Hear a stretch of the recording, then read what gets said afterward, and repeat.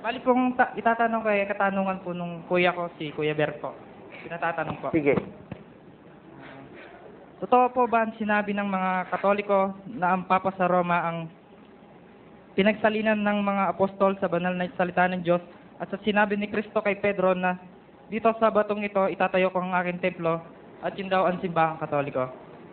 Alam mo, yung sinasabi mong pinagsalina ng salita ng Diyos, ano?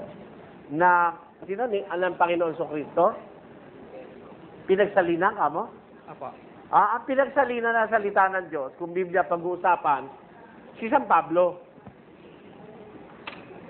Mas maraming isinalin sa kanya kaysa kay Pedro eh. Tingnan mo yung sulat ni Pablo, dae-dae. Yung sulat ni Pedro, iisa. Dalawa. Hindi isa lang. Ulat, ikalawang Pedro, yun lang. Mas maraming isinalin kay Pablo. Ang katunayan, sabi ni Pablo sa Colosas 1:24 hanggang 26, ganito nakasulat. Ngayoy nagagalak ako sa aking mga hirap dahil sa inyo, at aking pinupunan sa akin ang kakulangan ng mga hirap ni Kristo sa aking laman, dahil sa kanyang katawan na siyang iglesia, na ako'y ginawang ministro nito, ayon sa pamamahala na mula sa Diyos, na ibinigay sa akin para sa inyo, upang maipahayag ang salita ng Diyos, maging ang hiwaga na inilihim sa lahat ng panahon at lahi. Ayun, binigay sa kay Pablo, salita ng Diyos, pati hiwaga eh. Kaya more ang revelation kay Pablo than Peter.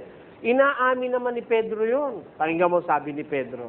Sa ikalawang Pedro 3:15. At inyong ariin na ang pagpapahinuhod ng ating Panginoon ay pagliligtas.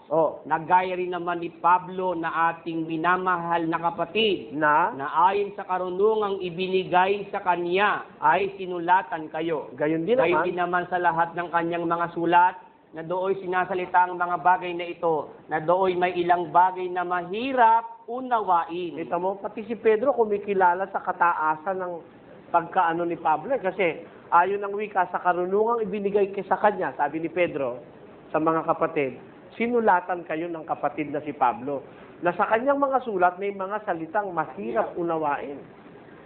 Pati siya suko sa kaalaman ni Pablo di ba?